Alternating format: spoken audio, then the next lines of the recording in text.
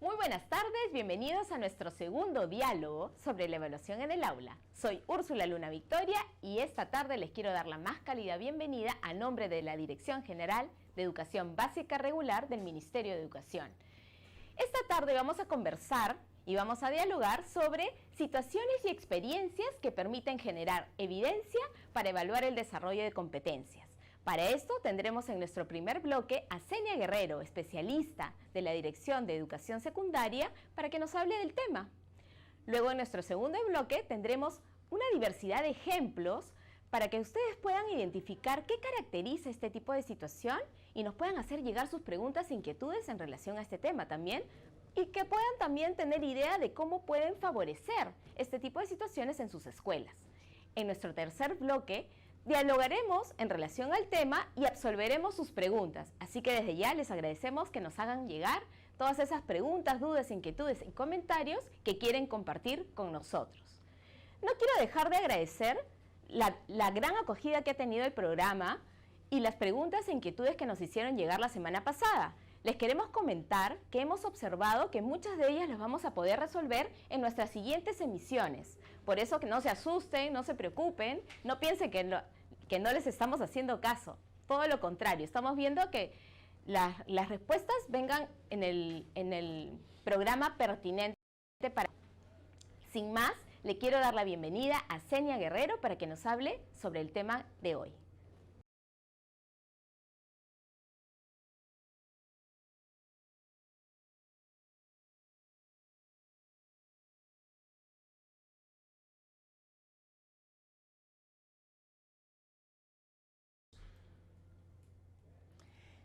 Muy buenas tardes, estimados colegas. En efecto, vamos a ver el día de hoy aquellas situaciones y experiencias que nos van a permitir, en realidad, evaluar el desarrollo de las competencias. Y es importante centrarnos aquí porque recordemos que nuestra razón de ser es lograr que nuestros estudiantes aprendan. Entonces, planificamos para que aprendan, mediamos para que aprendan, retroalimentamos para que aprendan. Entonces, la evaluación tiene sentido si se centra en el aprendizaje del estudiante. Entonces, vamos a recordar como idea principal que la evaluación es para el aprendizaje. Entonces, quisiera que nos centremos un momento a recordar qué sí es una competencia y qué no lo es. Recordemos que nuestro currículo nacional nos dice que la competencia es la facultad de combinar efectivamente todas las capacidades de la competencia ante una situación que nos haya propuesto la vida misma o la escuela. ¿Eso qué quiere decir?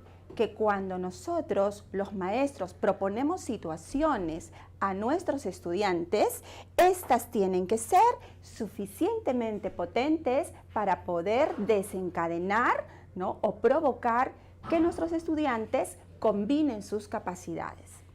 ¿Qué quiere decir? Que tenemos que ir notando si nuestras situaciones están logrando solo respuestas aisladas o específicas, o realmente están logrando entramar, poner en sinergia todas estas capacidades para poder decir que nuestros estudiantes están teniendo una actuación compleja en las situaciones planteadas.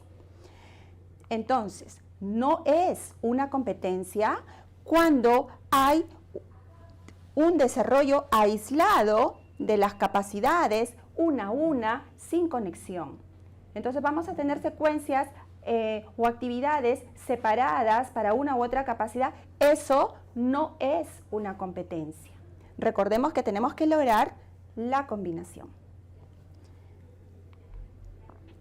Ahora, es importante preguntarnos algo que también lo señala nuestro currículo nacional. ¿Qué implica? ¿Qué significa ser competente? Significa que ante la situación que nos plantea la vida o la escuela, nosotros tenemos que darnos un tiempo para comprender, entender cuáles son esas circunstancias, qué nos está demandando, cuál es el problema, qué es lo que yo puedo hacer. Entonces, Luego de ello, vamos a evaluar ante esa situación qué recursos tengo, qué sé, qué de lo que sé me sirve para esta situación y me voy dando cuenta que no sé para poder buscar también esos recursos. Entonces, la movilización combinada de estas capacidades tiene que ser pertinente a la situación que me está planteando, al propósito de aprendizaje. Esto conlleva a que todo el tiempo estemos tomando decisiones, ¿no?, frente a la situación que nos demanda una actuación compleja. Paralelamente o simultáneamente, cuando nos encontramos en la situación, se pone en juego entonces la competencia gestiona el aprendizaje de manera autónoma. ¿Por qué? Porque ante esta situación que decíamos que vamos a ir mirando qué recursos, qué de los conocimientos que tengo, qué de las habilidades me pueden ayudar para resolver esta situación, estoy tomando perspectiva también de las metas, ¿no?, que tengo como persona para poder resolver esta situación y qué cosa me está faltando. Entonces significa una reflexión. Por lo tanto, una vez que establecemos, esto me puede servir, podría ser esto o lo otro, entonces ponemos ya en acción esa combinación, esa estrategia en realidad que hemos preparado para responder a la situación. Esto quiere decir que esos recursos que nosotros adaptamos, que nosotros conseguimos, que nosotros ponemos en combinación, ¿no?, nos van a permitir finalmente hacer nuevas construcciones. Entonces nos va a permitir reflexionar si fueron válidas o no y por lo tanto conceptualizarlas. Es muy importante que sobre la acción que hayamos tenido frente a una situación haya una conceptualización, porque eso nos va a servir realmente para poder transferirla a otras situaciones.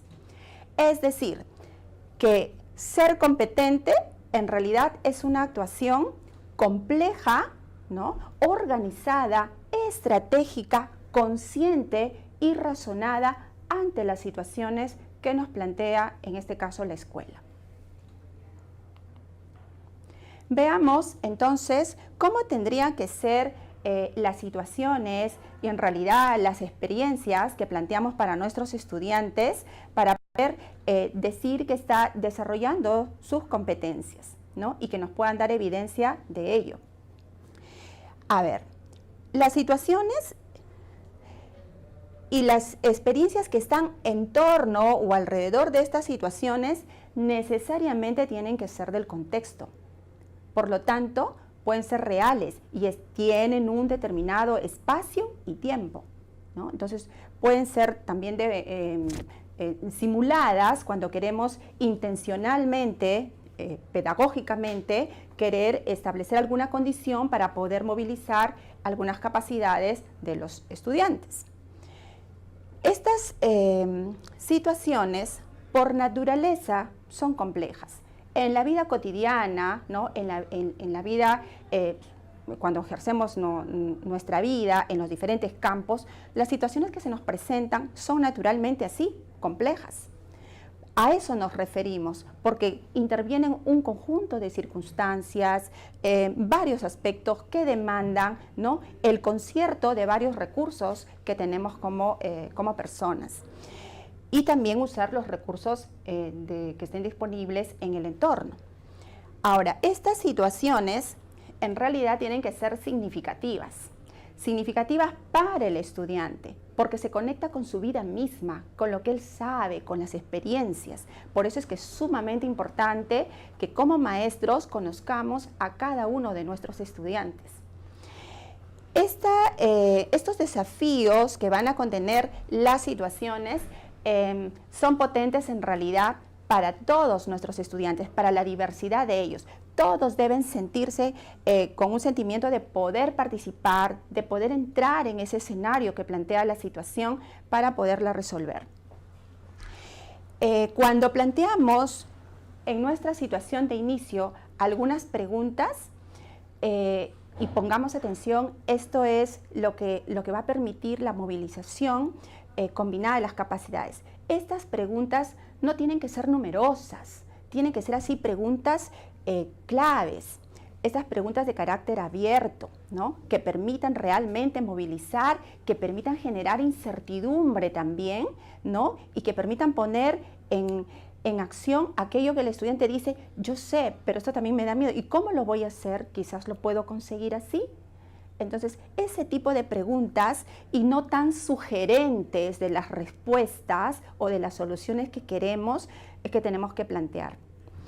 Entonces, cuando planteamos estas situaciones, los estudiantes de inmediato al entrar en la situación van a reconocer a esos destinatarios que están esperando su respuesta, ¿no? O a aquellos que va a dirigir, o él puede también decidir a aquellos destinatarios a los que va a dirigir su solución. Estas situaciones también se caracterizan porque tienen varias soluciones, como son de carácter abierto y real, como decimos, pueden tener N soluciones y eso es lo que da pie a que la diversidad de estudiantes puedan responder con los recursos que tiene y con los recursos que puede conseguir. Estas situaciones también van a promover que nuestros estudiantes participen no solamente con esos recursos que tiene la mente, o sea, no solo es la estructura cognitiva la que se moviliza, es en realidad de manera integrada todo el ser, desde su cultura, desde lo que sabe, desde su experiencia, desde sus características. Aquí es donde se pone en juego, donde cobra vida eso que decimos, el estudiante aprende con sus propias características, con sus propios estilos, con sus propios recursos. Por lo tanto, nosotros tenemos que permitir, favorecer, ¿no?, que los estudiantes se puedan, ante la situación, disponerse. ¿Qué significa esto?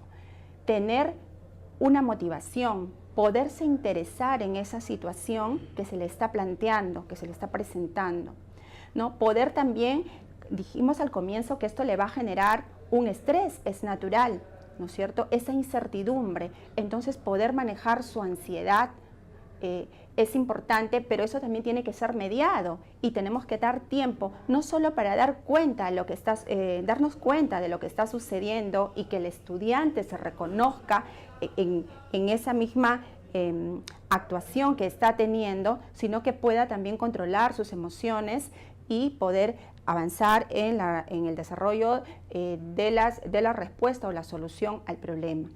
Es importante, por lo tanto, que al entrar en situación se ubique en ese espacio, en ese tiempo, ¿no?, que le está planteando estos retos.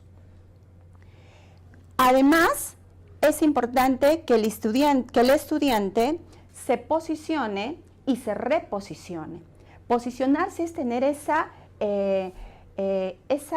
perspicacia para poder captar esas oportunidades que tengo para poder solucionarla y si yo me he distraído, no me he concentrado, poder volver, ¿no?, y reposicionarme para poder enfrentar el desafío que estoy teniendo, ¿no? Y en esa acción, cuando ya estamos poniendo en marcha, en ejecución, esas estrategias que decíamos, esa combinación seleccionada, es que nos vamos a dar cuenta de que vamos a sentirnos también realizados, no solo porque estamos contribuyendo con una solución, sino porque como persona estamos desarrollándonos en este proceso de desarrollar las competencias propiamente dichas. Esto quiere decir que las situaciones tienen que permitir, si son abiertas, tienen que permitir la toma de decisiones. Y cuando los estudiantes van tomando decisiones, qué recursos o pueden hacer también unas propuestas, ellos van a ir desarrollando su autonomía. Y la autonomía no significa que los vamos a dejar solos en el trabajo y ya no observarlos. Al contrario, significa que ellos desde sus características, ¿no?, de esa libertad que tienen para ir enfrentándose a la situación, puedan participar también del proceso de aprendizaje. Es decir, ellos se vuelven protagonistas al entrar en situación y saber que hay una respuesta que se espera de ellos. Esto significa desarrollar competencias. ¿Qué está suponiendo? Que toma su tiempo. ¿Podrá hacerse esto en una sola sesión? No, ¿verdad? Esto sugiere, obviamente, toda una secuencia lógica, organizada, estrategia, que vaya teniendo un hilo en la que se vaya desarrollando estas competencias. Y aquí nuevamente entra a tallar la toma de decisiones y la autonomía del estudiante. Por ejemplo, cuando usted está planteando una unidad didáctica, por lo general es como maestro que vamos definiendo qué secuencia va a ir tomando, ¿no? La ruta en que vamos gestando las actividades para el desarrollo de las competencias. Pero, por ejemplo, cuando es un proyecto, ¿no? Es el estudiante que participa, ¿no? Y cogestiona prácticamente el proyecto. Entonces, les damos las pautas, les damos condiciones, ¿no es cierto?, que le permitan ser orientadores para que su secuencia de actividades que ellos mismos propongan, ¿no?, vayan por el cauce adecuado, ¿no?, y puedan tener menos propensión al error. Pero cuando decíamos que estas situaciones y en general las experiencias permiten la combinación de las capacidades, estamos diciendo que en esa secuencia de actividades, ¿no?, las capacidades van entramándose, van tejiéndose unas con otras, ¿no? Esta información sirve para la siguiente, se explica de esta manera. Esas capacidades que son aisladas se combinan con esos otros recursos, ¿no? Con esos otros recursos hasta que, obviamente, orientadas todo el tiempo a resolver el desafío, hasta que se tejen y va a aparecer una sola unidad, ese solo constructo, digamos así, entramado. Esa es la combinación de las capacidades para resolver de manera eficaz el reto que se ha propuesto. Entonces, eso se va a ir gestando, ¿no?, pero de manera reflexiva. Y obviamente habrá momentos en que pueden haber error, y es natural. Entonces, esas combinaciones, ahí es donde se van dando cuando vamos mirando nosotros el desarrollo de la competencia, es que va a haber los momentos de retroalimentación. Por eso es que evaluamos todo el tiempo. Recuerde que es para aprender, para que este tejido, esta construcción, se dé de la manera más eficaz en respuesta al desafío planteado.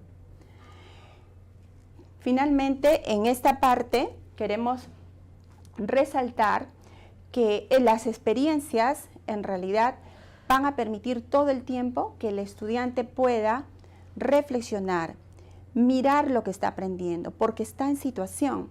Entonces, poder decidir también qué estrategias que él ha previsto no están siendo efectivas y entonces poder o cambiar por propia iniciativa o también poder decir al maestro, ¿no es cierto?, o a sus pares, ¿no?, o el profesor detectar para que pueda finalmente desanudarse alguna dificultad que tenga. Ahora, es importante comentar lo siguiente. ¿Cómo presentamos las situaciones, por ejemplo, las de inicio, a nuestros estudiantes? Esas situaciones en realidad hemos dicho que tienen que ser significativas porque se ligan a la vida misma de nuestros estudiantes, ¿no?, porque tiene sentido y le va a permitir progresar en el desarrollo de las competencias. Por lo tanto, su formato tiene que ser mucho más natural, más variado, ¿no? El otro día comentábamos, por ejemplo, que leíamos algunas situaciones que decían, ¿no?, en tal sitio sucede tal problema, los estudiantes de tal grado tienen anemia. Los estudiantes, imagínense, de segundo grado, tienen anemia. Los estudiantes no tienen un pensamiento matemático. Los estudiantes no pueden convivir de manera democrática. Los estudiantes, entonces, si el mismo estudiante recibe todo el tiempo ese tipo de situación, ¿le será significativa? Entonces el formato también cuenta. Entonces algunas veces podríamos presentar de manera gráfica, ¿no?, un caso narrado, o también de manera directa. Podemos ir de frente y hacer una observación de repente in situ, porque eso es la situación, estar in situ, ¿no? De repente podemos ver un film, una película, ¿no?, un documental, etc. Entonces, el formato de la presentación, sobre todo de inicio, tiene que ser mucho más ameno, variado en realidad para nuestro estudiante. Bien. Entonces, ¿qué implica esto en nuestra práctica pedagógica, estimados colegas? Que hay que asegurar fundamentalmente la coherencia entre lo que planificamos, cómo mediamos y lo que evaluamos naturalmente. Es decir, no se trata de otra cosa que evaluar aquello que hemos planificado y aquello que hemos enseñado. Y si las situaciones y las experiencias son las que permiten, las que retan al estudiante a movilizar en sinergia sus capacidades de la competencia, entonces vamos a tener bien claro que estos son el campo de acción natural, esos escenarios reales, ¿no?, y el motivo realmente por el que se desarrollan competencias. Por eso es importante que el estudiante sepa desde un inicio qué evidencias esperamos de él, qué es lo que esperamos, con qué condiciones, o sea, los criterios de calidad que debería tener su actuación. ¿Y por qué es importante esto? Porque el informado vamos a ayudarle y a darle las condiciones para que su actuación sea de manera consciente, razonada, estratégica, sabiendo hacia dónde tiene que ir. Entonces, lo importante de esto también es que sepamos que si son las situaciones, los escenarios naturales donde se desarrollan las competencias, es eso lo que tenemos que evaluar. Son las mismas situaciones que se usan para aprender que son las que evaluamos, ¿no? Y esas evidencias que generan los estudiantes, que pueden ser diversas de acuerdo a la naturaleza de las competencias, ¿no?, y de la situación que le estamos planteando, nos van a permitir realmente dejar ver, ¿no?, dejar ver cómo se ha desarrollado la competencia, qué hay detrás de esa evidencia. No se trata, estimados colegas, de colectar una serie de evidencias, sino de poder descubrir y mirar en ellas, a la luz de los criterios de evaluación, el estado de desarrollo de las competencias. Eso supone también que durante el desarrollo, ¿no?, de las experiencias, de las actividades, nosotros tengamos que estar atentos, mirando si realmente se está produciendo la combinación de las capacidades, si realmente se están entramando, se están tejiendo unas con otras, o se está quedando alguna capacidad por allí, ¿no?, y el estudiante entonces está anudado, tiene una dificultad. Entonces es allí donde nosotros intervenimos retroalimentando para poder permitir la combinación estratégica para establecer la solución al reto establecido en la situación. Y bien, ahora analicemos cuál es el potencial de algunas situaciones, ¿no?, algunas experiencias para promover esto que estamos diciendo. La actuación compleja que demanda la combinación de todas las capacidades de la competencia.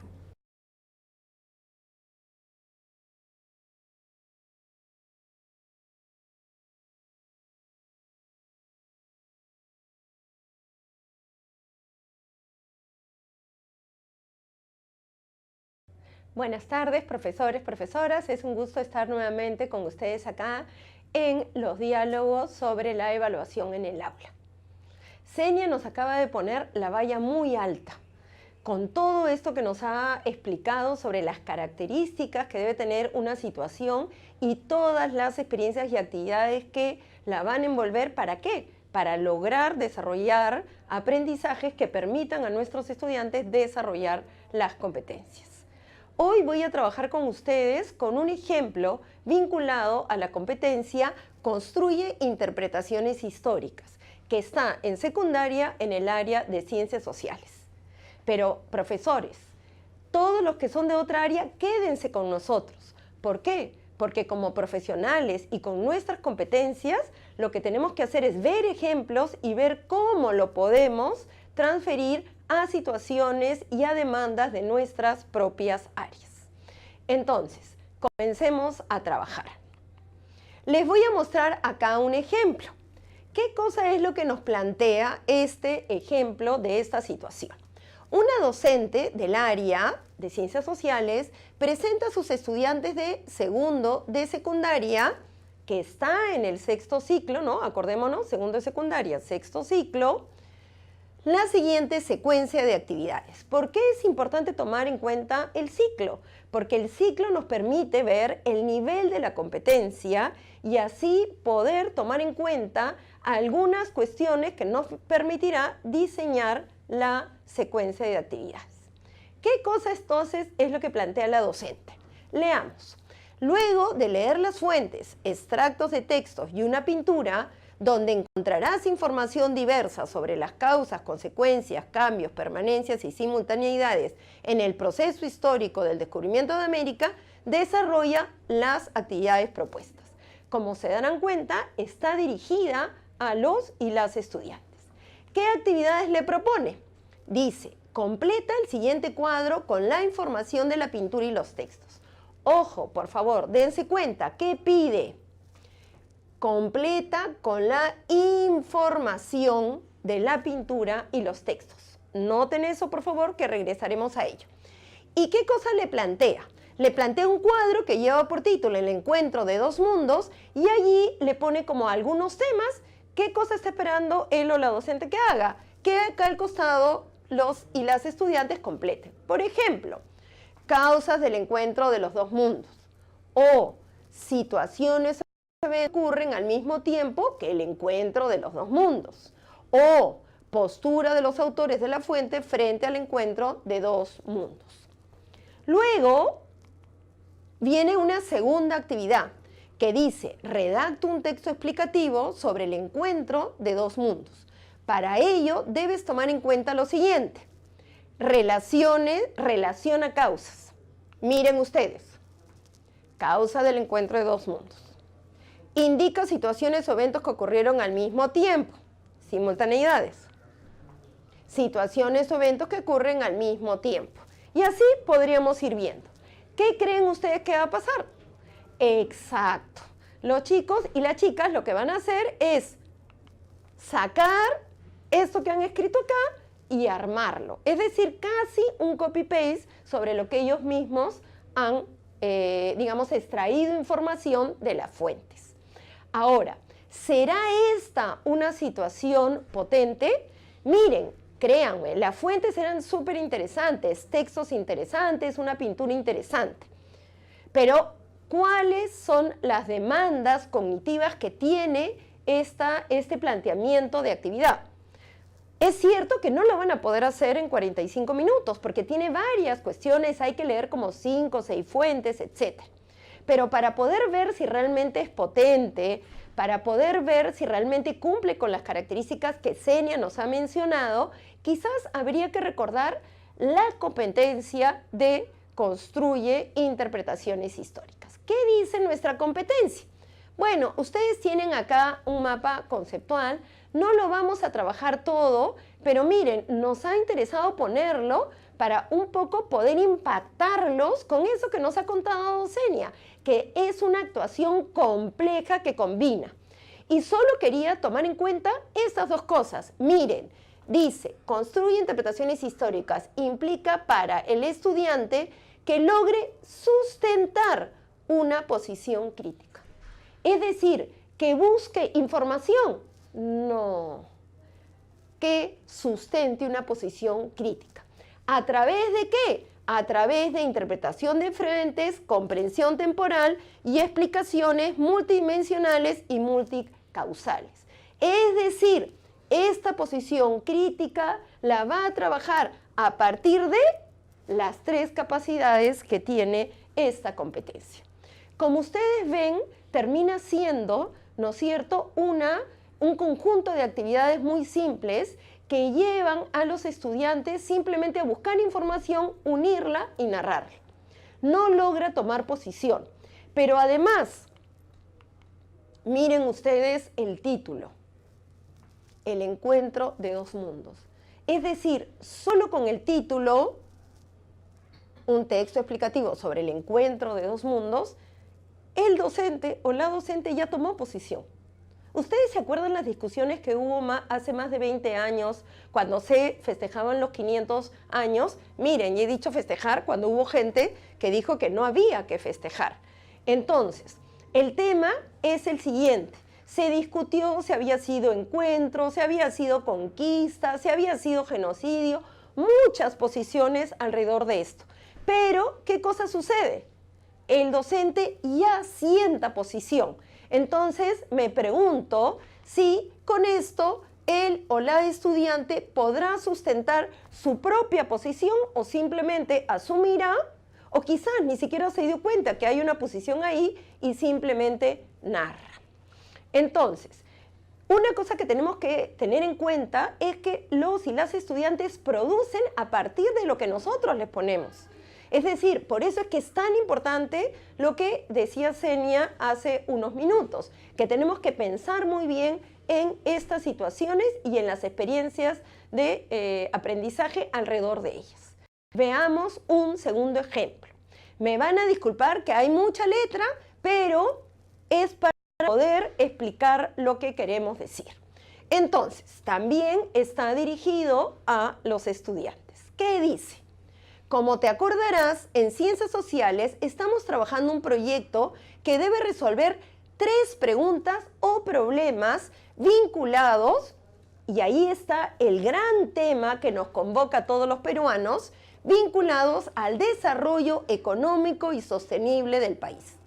Este proyecto, como sabes, también está relacionado con lo que estás trabajando en el área de desarrollo personal, ciudadanía y cívica. Fíjense, el enfoque del área es de ejercicio ciudadano. Fíjense, estamos planteando trabajo interdisciplinario. Y si estamos planteando trabajo interdisciplinario, bueno, tenemos que hacerlo realidad y no solo decir que lo estamos planteando.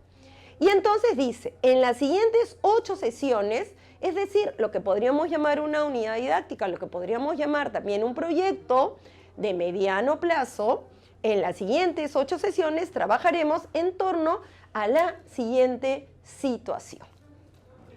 Y dice, hay un grupo de historiadores que quiere ayudar a comprender por qué en el Perú no logra, o por qué el Perú no logra consolidar un desarrollo económico.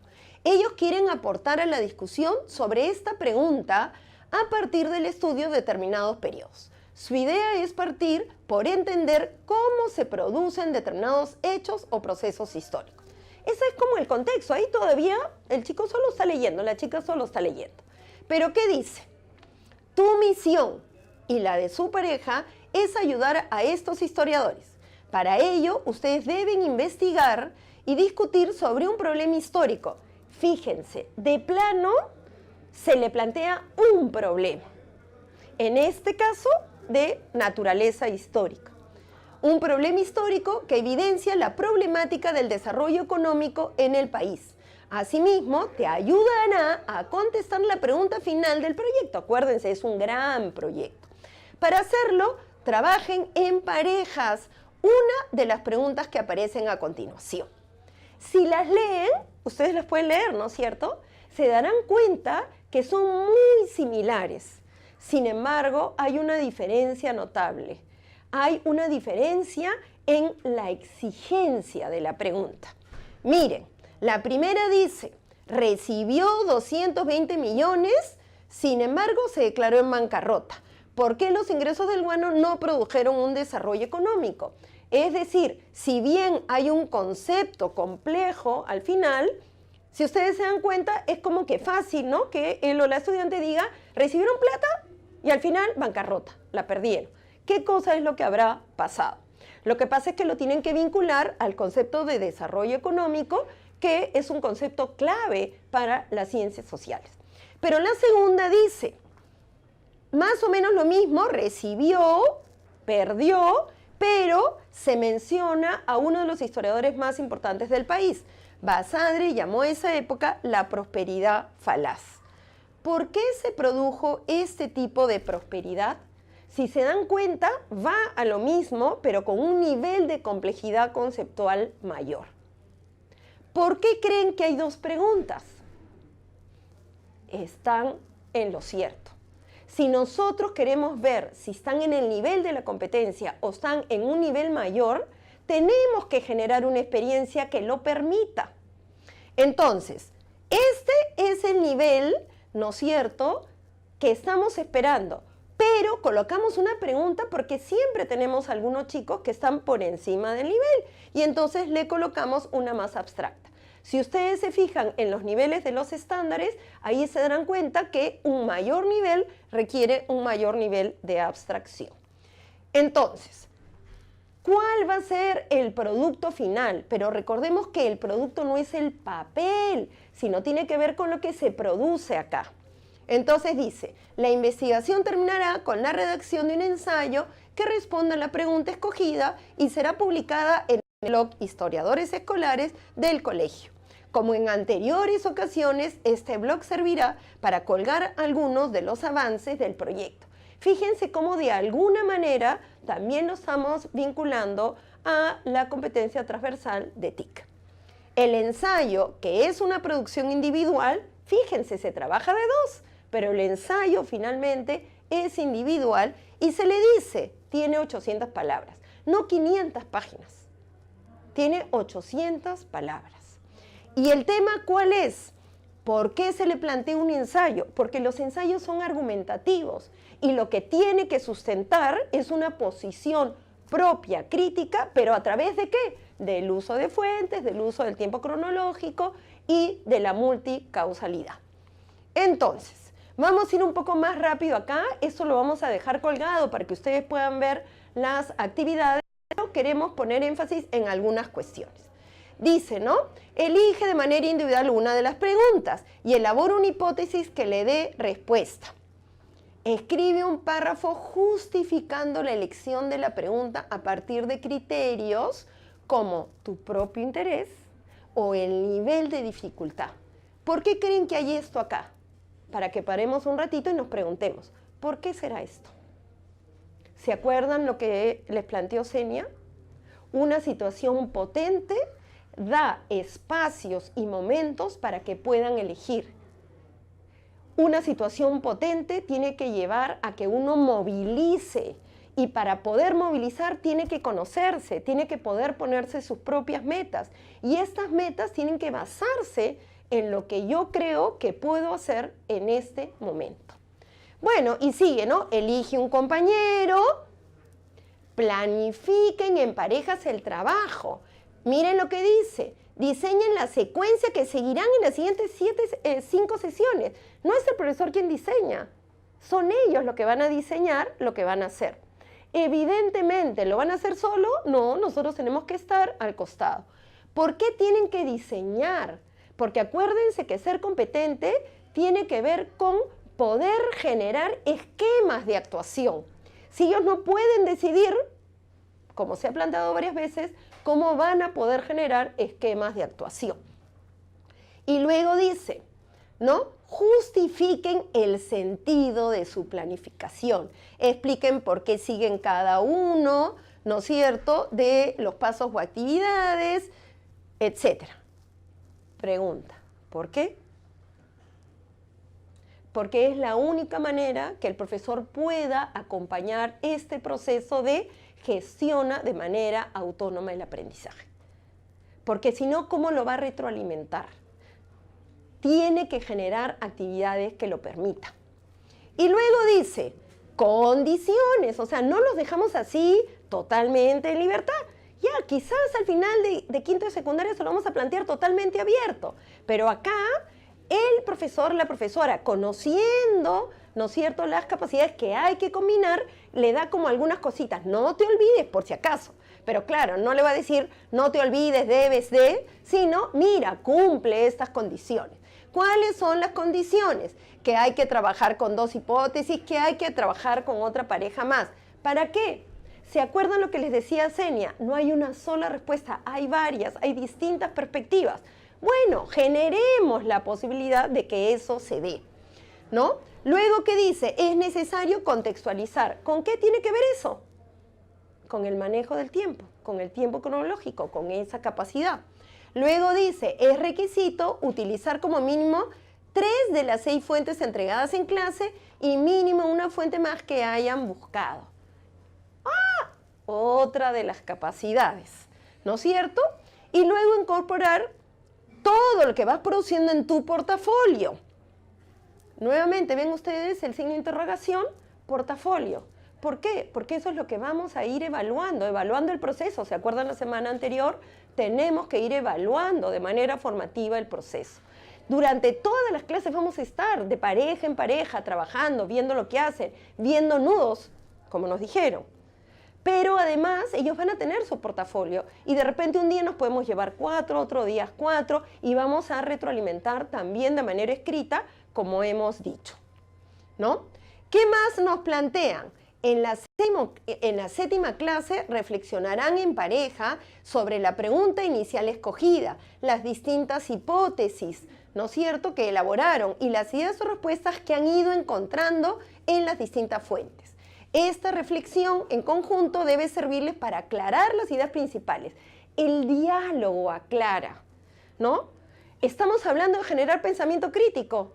¿Cómo vamos a generar pensamiento crítico si no fomentamos el diálogo, escuchar otra posición, poder sustentar la mía, ver si era lógica, de repente decir, oye, no era tanto así como yo pensaba, de repente Úrsula tiene razón. No, voy a mirar un poco más para ver cómo enriquecer lo que estoy haciendo, ¿no? Y en base a eso, ¿qué cosa es lo que se plantea? Que cada uno de manera individual comience a hacer el esquema, la planificación de su ensayo.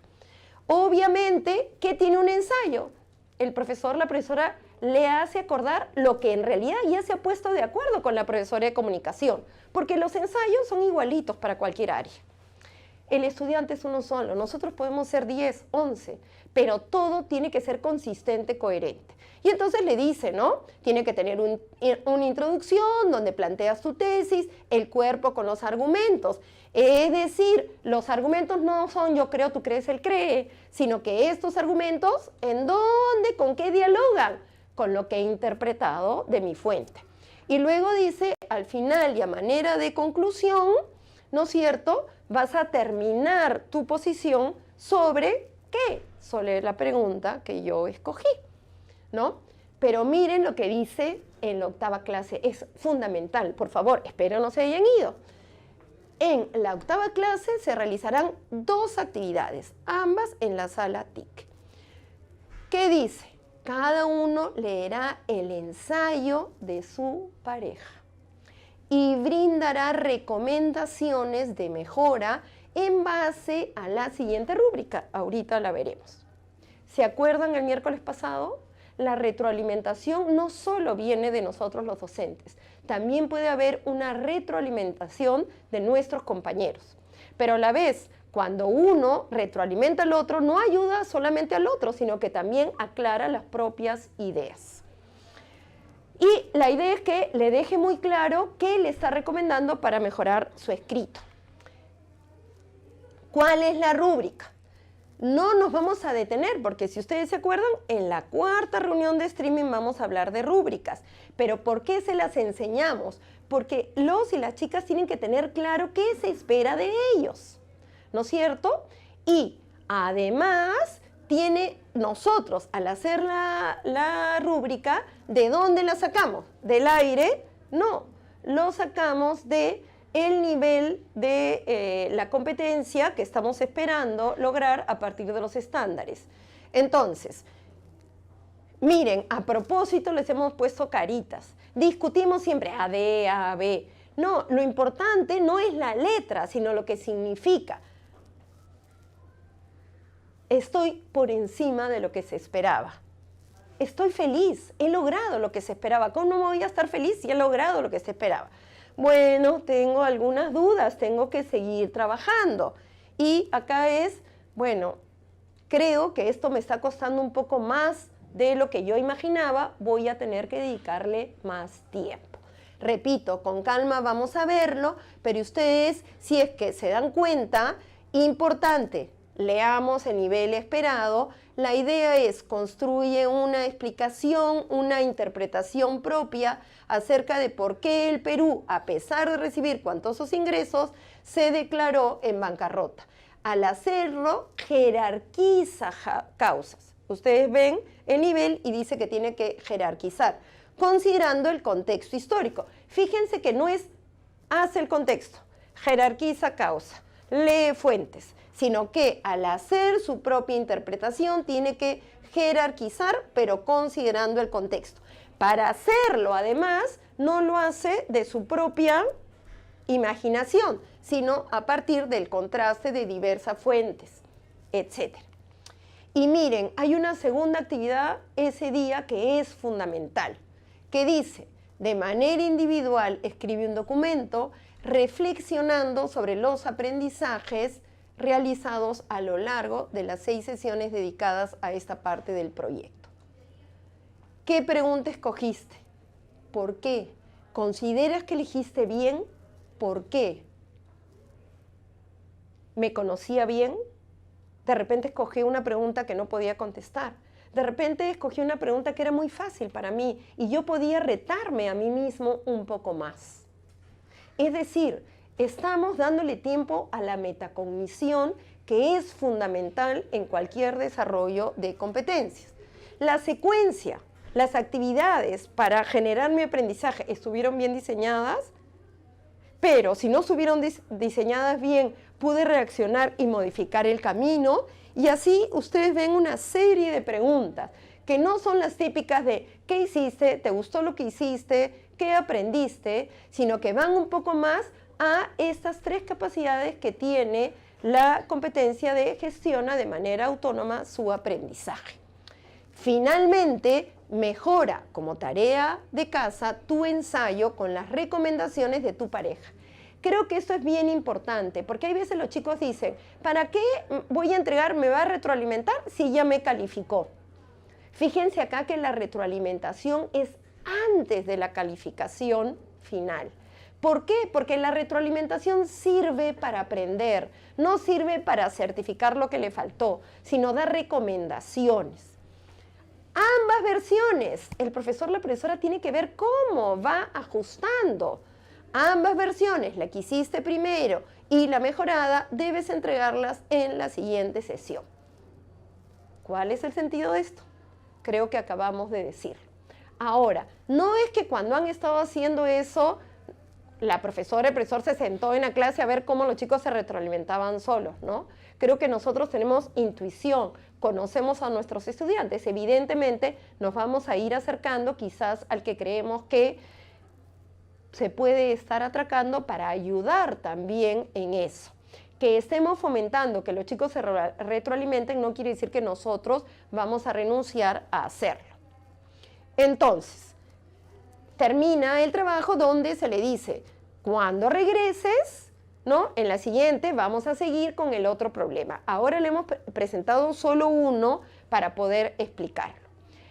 En la sesión número 4 vamos a analizar el producto de algún o alguna estudiante. Entonces no se olviden, en la 4ª sesión de streaming regresamos para que vean lo que son capaces de producir. Sin embargo, les vamos a dar algo para que quieran regresar.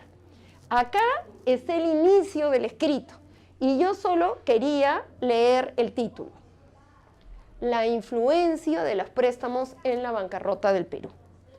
Solo desde el título tenemos claro que él o la estudiante que lo escribió ha tomado una posición, una postura crítica.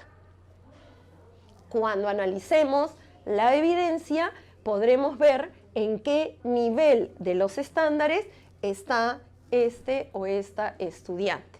Pero miren, no es que hace lo que hace de la nada. Nosotros hemos diseñado una pregunta potente. Nosotros hemos generado condiciones, ¿se acuerdan lo que dijo Senia? Condiciones para que realmente puedan articular, combinar las capacidades. Entonces, nos vemos en la cuarta sesión de streaming. Ahora los dejo con quien les va a explicar un ejemplo de primaria para que no creamos que todo tiene que ser con este nivel de complejidad, porque la complejidad no está en relación a nosotros los docentes, sino está en relación a los estudiantes que estamos atendiendo. Así que no se vayan, nos toca el ejemplo de primaria.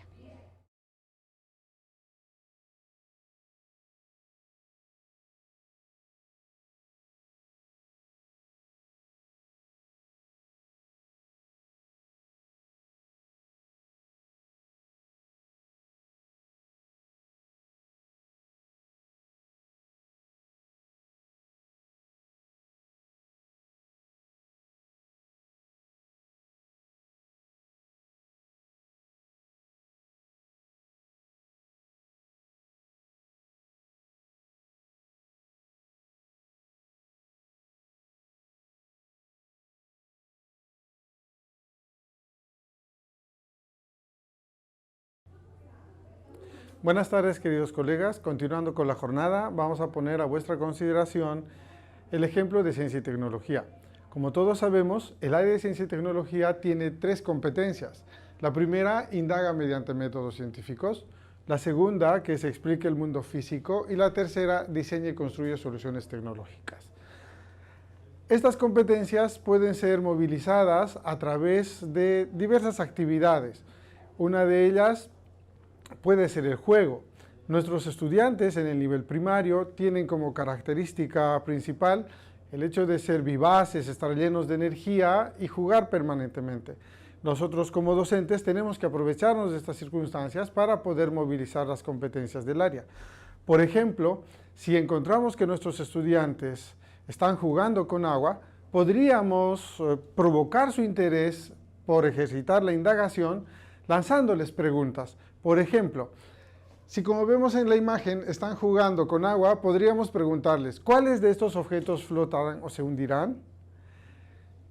Sin duda, los niños saben qué objetos flotan y cuáles se hunden, pero si quisiéramos ejercitar la competencia indaga, tendríamos que ayudarles a que movilicen todas las capacidades en este proceso lúdico.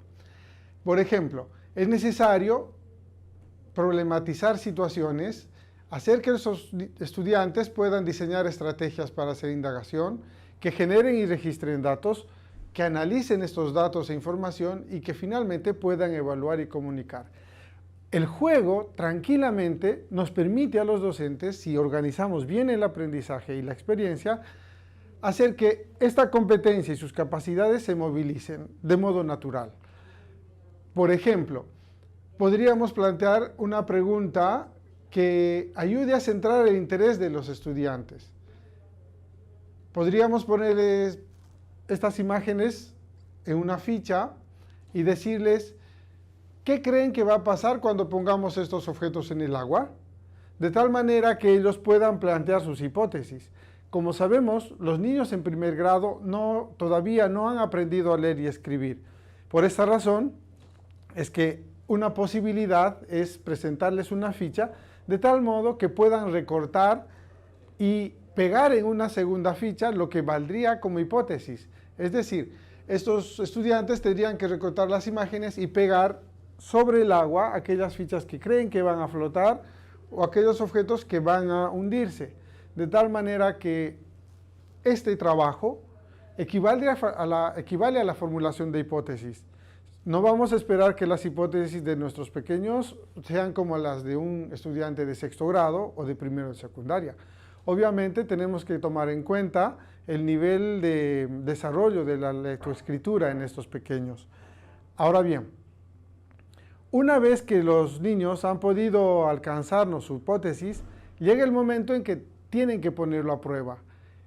No solamente se queda en recortar y pegar, sino que debemos proveerles los materiales en físico. Es decir, si les hemos hablado de que les vamos a dar una moneda, pues tiene que tener la moneda. Si tiene que tener una tina con agua, pues debe tenerla. ¿Para qué? Para poner a prueba si esto que estaban pensando inicialmente funciona o no. Luego, estos niños experimentan, vivencian in situ qué es lo que ocurre en realidad, y nosotros, de todas maneras, como docentes, tenemos que ir acompañando el proceso a través de preguntas orientadoras. Estas preguntas orientadoras ayudan a centrar el interés de los estudiantes. Pasado el proceso de experimentación, podríamos también preguntarles lo siguiente: ¿qué objetos se hundieron de inmediato? ¿En qué se parecen los objetos que flotan? ¿En qué se parecen los objetos que se hunden? De lo que se trata es que estos estudiantes reconozcan regularidades en el comportamiento de los objetos con los que han estado experimentando, y a partir de ello puedan construir una explicación al fenómeno que estamos estudiando. En este caso, para ayudarles a organizar los datos, podríamos darles también un cuadro en una ficha para que puedan recortar y pegar si ocurrió como realmente habían estado pensando. De tal manera que podríamos esperar un cuadro como este. Obviamente, no esperamos que los niños analicen datos como lo hace un niño de sexto grado o un muchacho de quinto de secundaria. El análisis de datos y la movilización de las capacidades de la competencia indaga, tenemos que visualizarlas en el nivel de progresión que se espera para ese grado y para ese ciclo. Es importante que tomemos en cuenta que la situación de aprendizaje que les proponemos a los estudiantes sea lo suficientemente potente como para captar su interés y desencadenar en un conjunto de actividades que centren no solo su interés, sino también les ayude a ejercitar sus capacidades. Ahora bien, en este proceso esperamos que los estudiantes lleguen a conclusiones como esta. Por ejemplo, que si algo flota depende del material del que está hecho y no de su peso. Que un objeto puede flotar si contiene aire dentro, como el caso de una botella de gaseosa cerrada. O que los materiales con forma de bote flotarán porque contienen el aire. Por ejemplo, un tupper. En ese sentido, las actividades que derivan de la situación deben ayudar a que se ejerciten esas capacidades, teniendo como consecuencia el desarrollo de la competencia. Para terminar, necesitamos recordar que las situaciones de aprendizaje deben ser lo suficientemente potentes para movilizar toda la competencia y sus capacidades. Por otro lado, es importante recordar que las capacidades son como engranajes. Estos engranajes se movilizan unos con otros. Por ejemplo, si queremos trabajar indaga, como en el caso de la experiencia que les estamos comentando, parte de un problema, de una problematización, demanda un diseño de estrategias para poder demostrar la hipótesis, generar y registrar datos, lo mismo que analizarlos, para finalmente evaluar y comunicar. Como consecuencia de este proceso, podemos reiniciar con una nueva problematización, iniciando así una espiral sin fin de indagación. Es necesario también tener presente que todas las competencias demandan la movilización de sus capacidades de forma combinada. Ahora bien, por ejemplo, en la competencia indaga, no necesariamente se trabaja en un bloque de 90 minutos o sesión de aprendizaje. Va a depender de la potencia de la situación de aprendizaje, porque podríamos necesitar mucho más tiempo. Es el ojo profesional del docente que va a determinar el tiempo que se necesita para poder ejercitarse en esta competencia. Finalmente, debemos recordar que toda situación de aprendizaje debe comprometer el interés de los chicos permanentemente. A continuación, vamos a una breve pausa porque les esperamos con vuestras preguntas en breves momentos.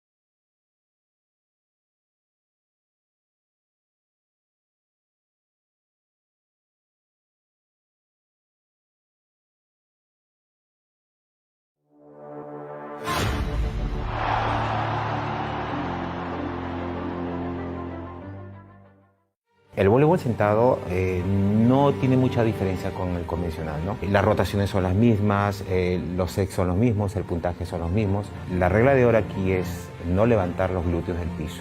Para mí es una experiencia única, es primera vez que juego voleibol. Es una muy buena experiencia delante de todos mis compañeros. Como le digo, no, gracias al profesor Martín siempre nos ha enseñado de cero. Algo emocionante, algo emocionante. Mi familia está contenta con lo que estoy haciendo. Más que a mi hijo también, que está bien motivado por él también.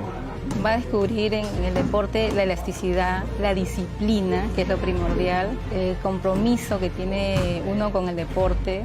Una sana está tirada en la cama, a veces dice no puedo estando sana, ¿no? Eso es lo que a mí me motivó, que viendo a varias personas de mi misma condición, que sí puede, ¿no? Va a aprender a ser más flexible, porque el vóley sentado te va a ayudar a hacer movimientos que de repente tú no vas a pensar que lo puedes hacer. Yo invito a todos los padres de familia a que vengan con sus hijos, los dejen participar en los juegos paradeportivos. Quizás crean que es mucho esfuerzo para ellos, pero no lo es.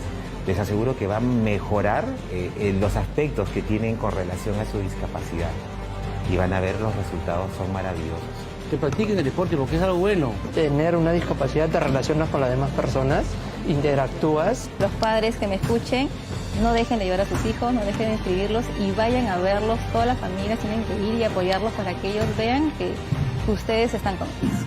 Muchas gracias.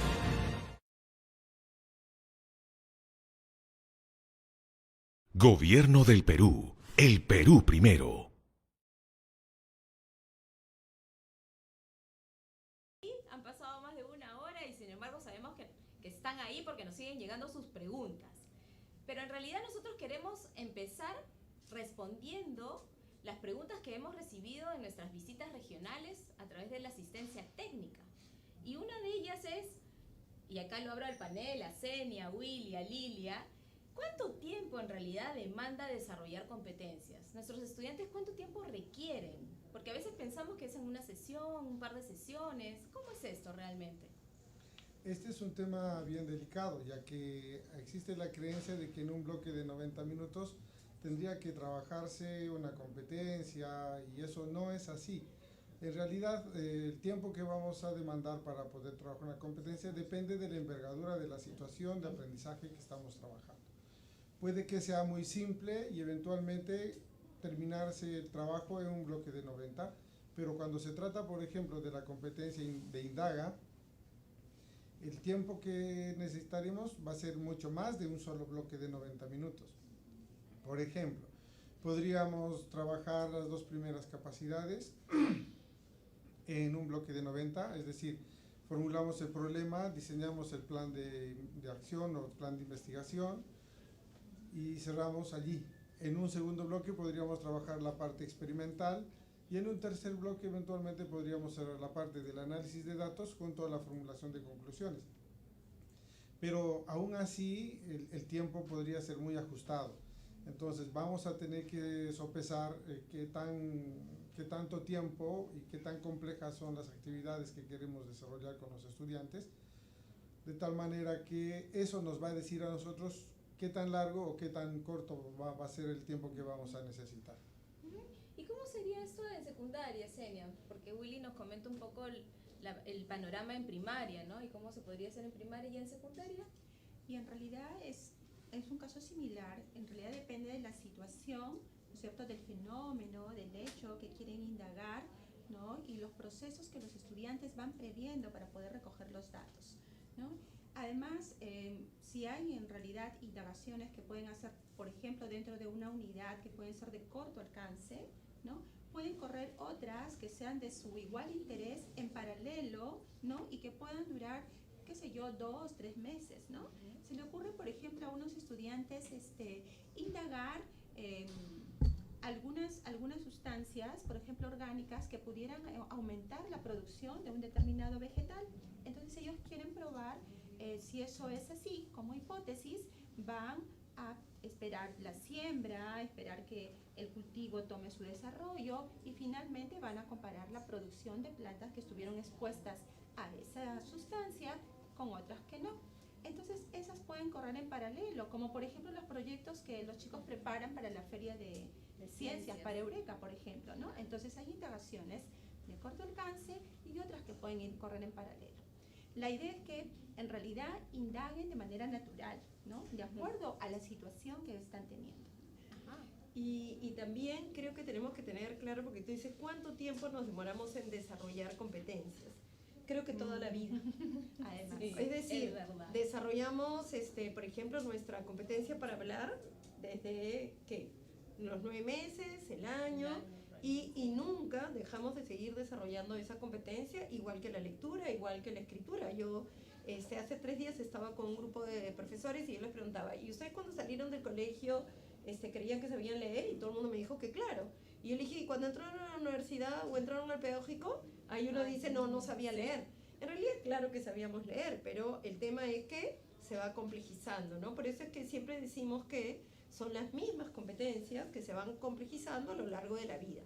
Ahora, los proyectos, cuánto deben demorar, o esto que están comentando Willy y Senia, específicamente en un momento dado, dependerá. Yo creo que los profesores tenemos que aprender a dialogar con, digamos, el tenor de la competencia, lo que se quiere lograr, y conocer a nuestros estudiantes, porque también con un grupo de repente tomará esto y de repente con otro grupo un poco más, ¿no? Sabemos que es un juego entre conocer a nuestros estudiantes, la demanda que les ponemos, y en base a ahí vamos tomando decisiones. Algunas veces las acertamos, otras veces nos equivocamos, y vamos reflexionando y seguimos en nuestro trabajo, ¿no? Efectivamente, ¿no? También cómo sostenemos el interés de los estudiantes, ¿no? Ese es un aspecto importante, porque muchas veces yo he escuchado que hay escuelas o proyectos donde precisamente trabajan bajo ABP o metodología basada en proyectos y quieren forzar ciertas situaciones para prolongar, porque dicen, no, efectivamente los proyectos tienen que durar varias sesiones,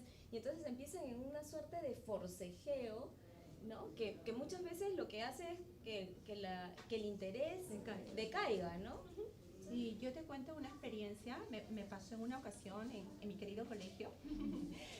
Los chicos querían hacer una indagación respecto del ciclo evolutivo de la drosófila, de la mosquita de la fruta, dado que esa está prohibida en mi región. Entonces, bueno, hicieron sus cultivos, averiguaron qué necesitaban para que puedan seguir su proceso. Y a pesar de que habían escuchado las recomendaciones, por ejemplo, de controlar variables como la higiene, ¿no es cierto? Por ejemplo, el lavado de manos o las condiciones sanitarias, asépticas del lugar donde iban a hacer el cultivo, entonces se descuidaban, ¿no?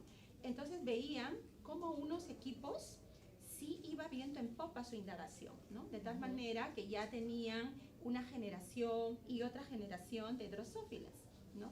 Sin embargo, a otros no pegaba, se hongueaba, por ejemplo, su cultivo, ¿no? Entonces los chicos terminaban, pero veían que otros sí podían hacerlo, ¿no? Entonces en ese conversatorio que tenían unos con otros, ¿no? Recuperaban el interés, y yo les decía, ¿y por qué creen ustedes que no despega su recogida de datos? ¿Por qué no pueden obtenerlo? Entonces, esa situación, esa evidencia les llevó a autorregularse, ¿no? Y a autodisciplinarse para poder tener un control adecuado de sus variables, por ejemplo, en esa indagación, ¿no?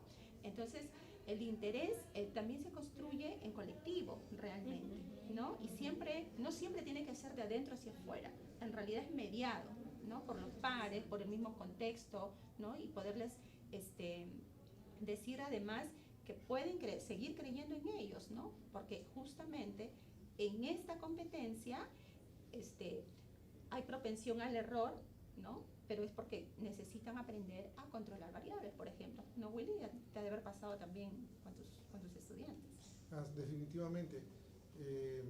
Por ejemplo, cuando realizan experimentos, hay que caer en la cuenta que los experimentos no son el fin, sino más bien son un medio. Es decir, las habilidades que queremos desarrollar van a depender, en todo caso, de cómo se plantea la situación, y cuando trabajamos indagación especialmente, tenemos que tener en cuenta que no es el experimento por el experimento, sino que el experimento se hace en función de la pregunta que queremos responder, de las hipótesis que queremos probar.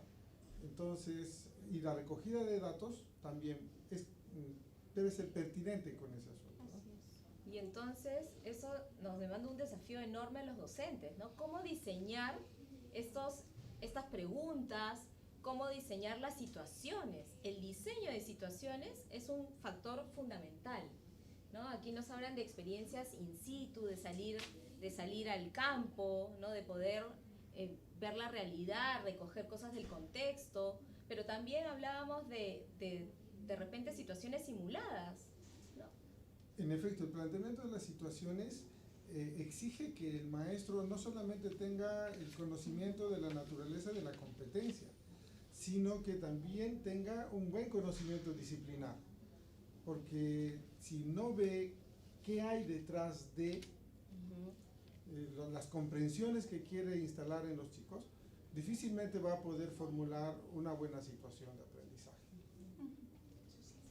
Sí, una habilidad que los docentes tenemos que desarrollar mucho en un enfoque por competencias tiene que ver con poder leer la realidad y poder ver cómo esa realidad se vincula digamos, a ese problema en la realidad, se vincula a desarrollar determinadas competencias, ¿no? Entonces, esto es fundamental, digamos, porque no se trata de generar conocimientos y teorías en sí mismas, sino todos estos recursos, ¿no? Acordémonos que las competencias tienen una serie de recursos, pero que les van a permitir enfrentar, digamos, los problemas de la realidad. Y muchas veces la escuela ha estado como cerrada a esa realidad. Entonces es un gran reto para la escuela, para nosotros los docentes, y quizás acá hemos planteado, ¿no es cierto?, algunos ejemplos y parecía todo muy fácil, pero no se imaginan lo que significa hacer esto, ¿no? Evidentemente cuando recién comenzamos es más tiempo, pero creo que lo que tenemos que tener muy claro es que como es complejo y tenemos que desarrollar nuestra competencia para planificar, acuérdense, la segunda competencia, el marco del buen desempeño docente, que hemos dicho que ante una situación compleja lo que requerimos es trabajo de muchas personas que piensen.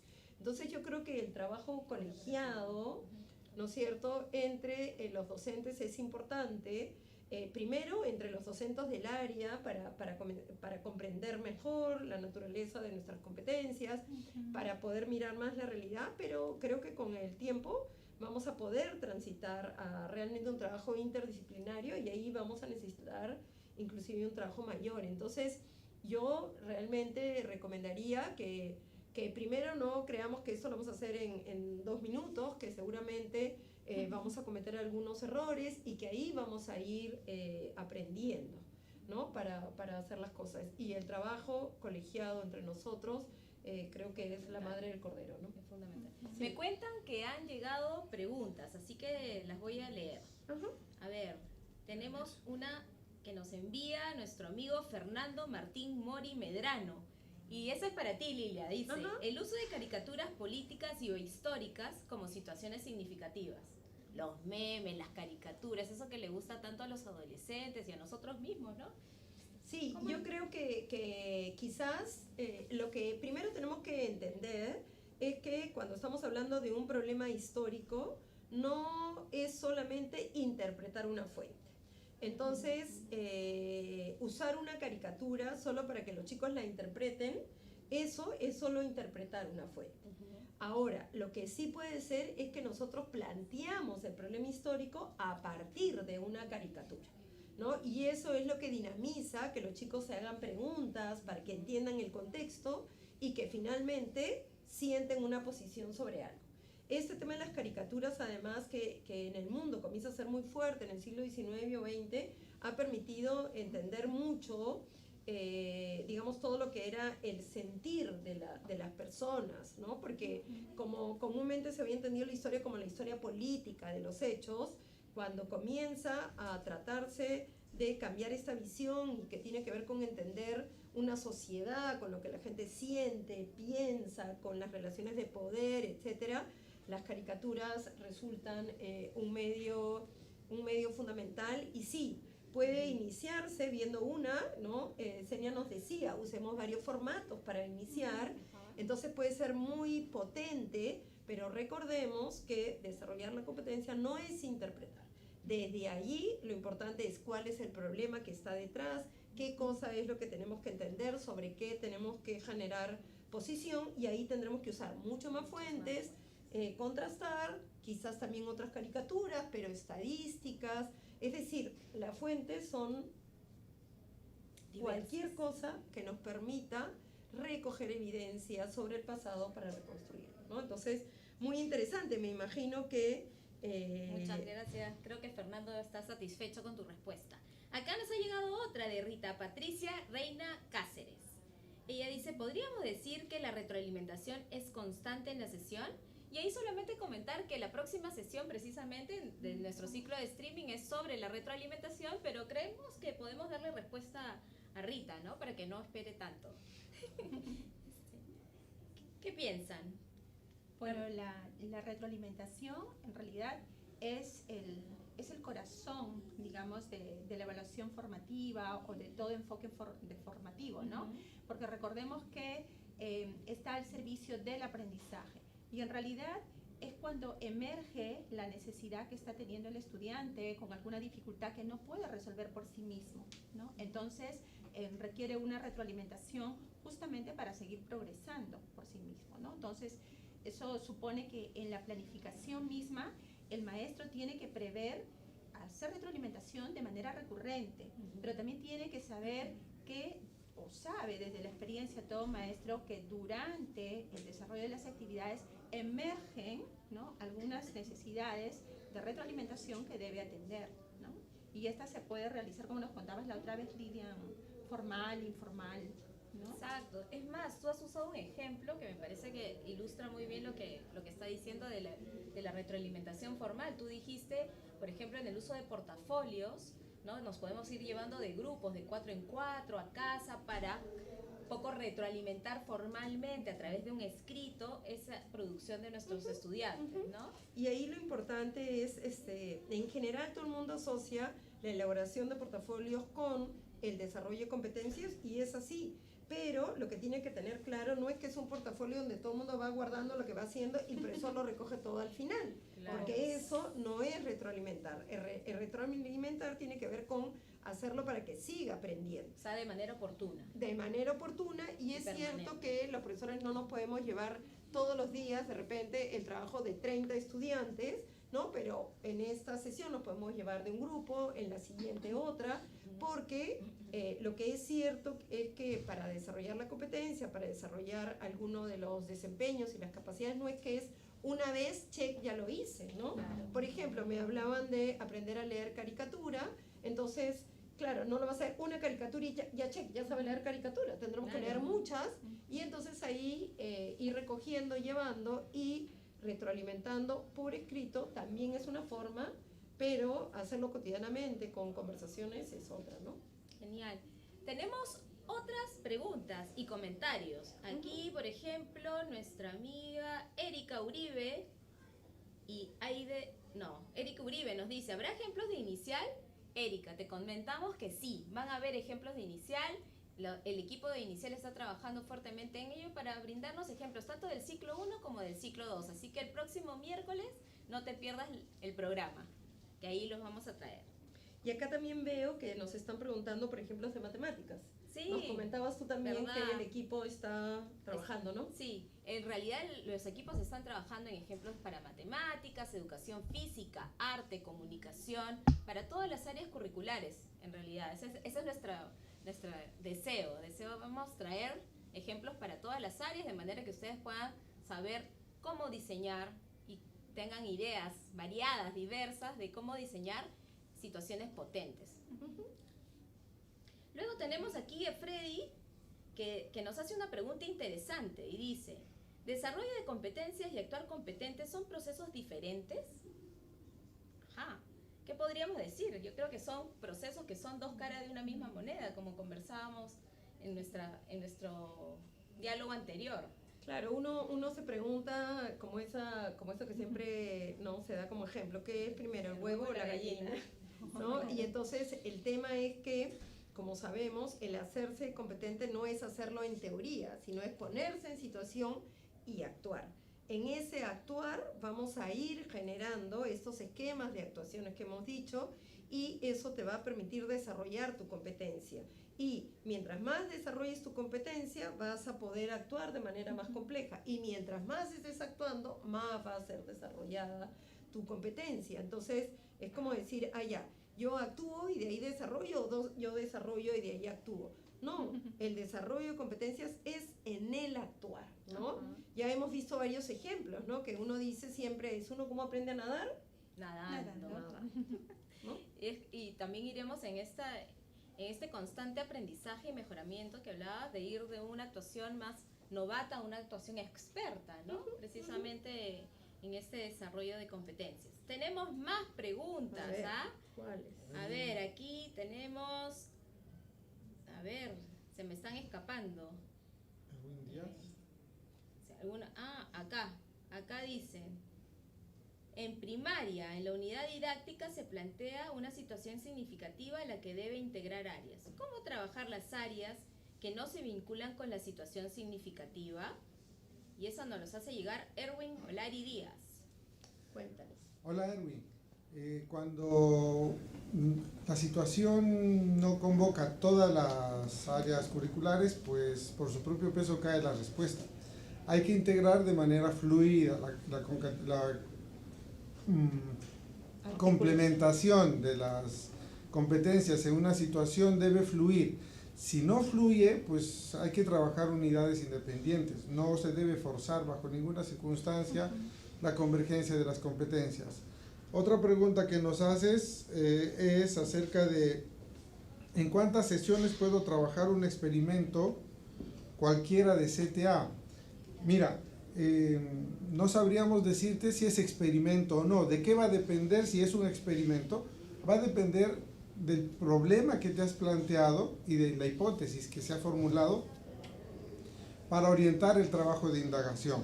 Entonces, pueda que el trabajo de indagación que quieras hacer con tus estudiantes no desencadene un experimento, sino un estudio de campo.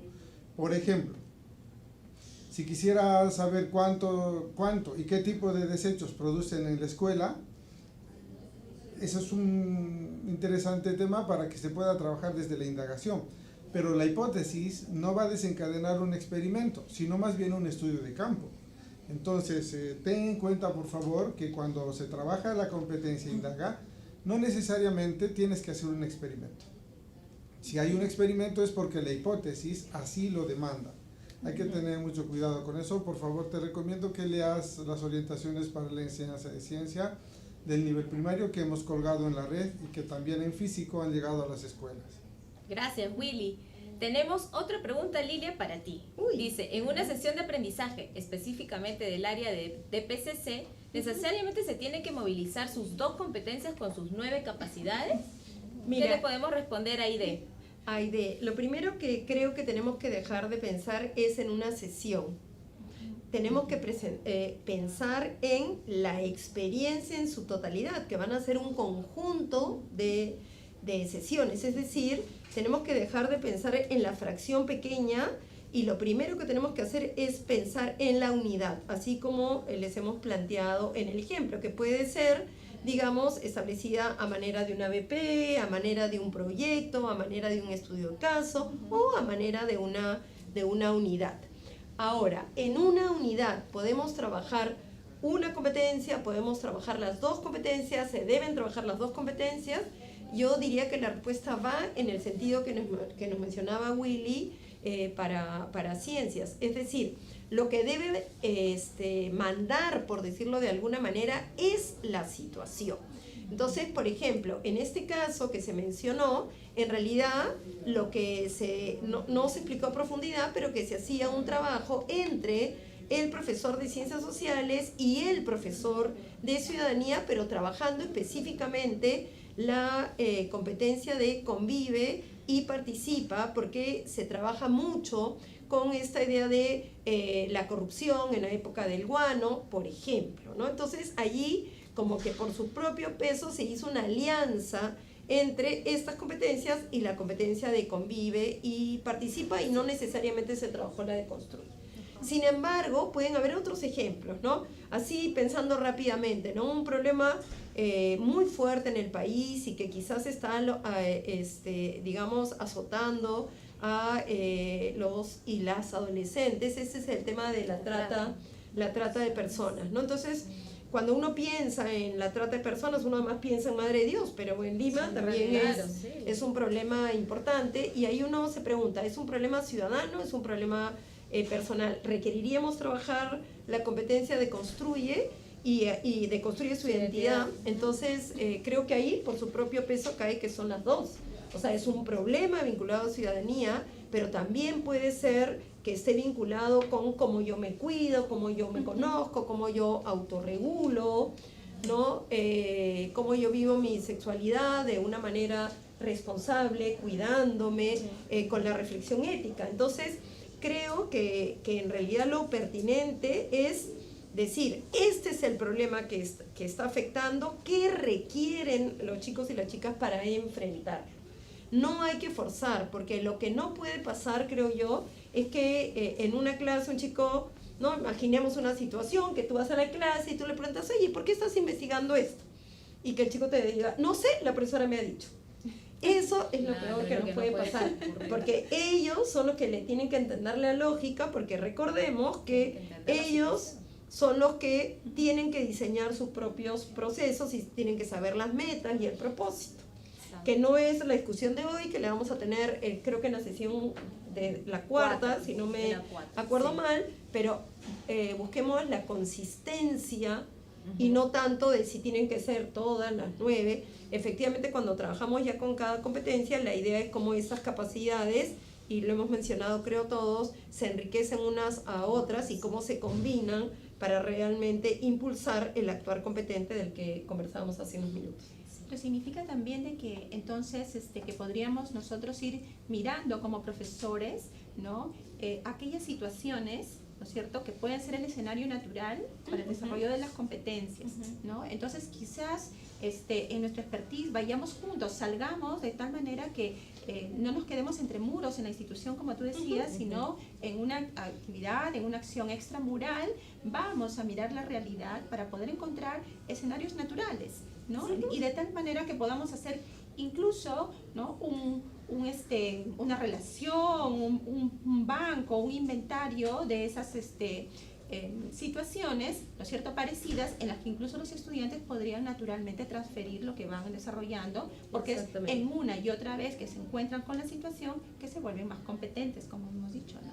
Y en eso, por ejemplo, muchas veces a nosotros nos preguntan, ¿y cómo es esto de la diversificación en un enfoque por competencias, ¿no? Y ahí todavía tenemos mucho que discutir, pero algunas veces conversando acá con especialistas decíamos, en realidad lo que deberíamos tener claro es que hay como grandes problemas nacionales que en todo el Perú tenemos que discutirlo, ¿no? Por ejemplo, ahorita hay un gran incendio en la Amazonía y ese es un problema que nos aqueja a todos, ¿no es cierto? Sería propicio que hoy, mañana, todos en la escuela estuvieran discutiendo y entendiendo por qué se producen estos incendios, qué cosas lo que tenemos que evitar, etcétera. Pero también, por ejemplo, hay problemas que son más fuertes en una región. Entonces, ¿qué es lo que tiene que hacer una región? Detectar cuáles son esos problemas y que no haya ninguna estudiante que pase por una escuela en una región que no vea esos problemas que son, digamos, potentes en nuestra región. Pero también en la localidad, también en nuestra propia comunidad, ¿no es cierto? Entonces, hacer ese como cajoncito de problemas nacionales, problemas regionales, problemas locales. Las competencias van a ser siempre las mismas, pero el foco tendrá que ver con qué es lo que pasa. Y lo que yo creo es que todos tenemos que escoger de esos cajoncitos nacionales, regionales, locales, incluso de las propias escuelas. Y muy importante lo que ha dicho Senia, ¿no? Comenzar a como hacer problemas similares pero diferentes que lleven a saber cómo actuar en determinadas circunstancias, y eso es lo que va a permitir asentar ese esquema de actuación pertinente y transferir en otras situaciones similares, ¿no? Genial. Tenemos una última pregunta porque, aunque ustedes no lo crean, ha volado el tiempo. Y la última pregunta nos las hace Humberto Dacamen ¿Una tarea auténtica es equivalente a una situación potente? ¿Qué podríamos responderle? Nos pide hacer un paralelo, ¿no? Si una tarea auténtica equivale a una situación potente.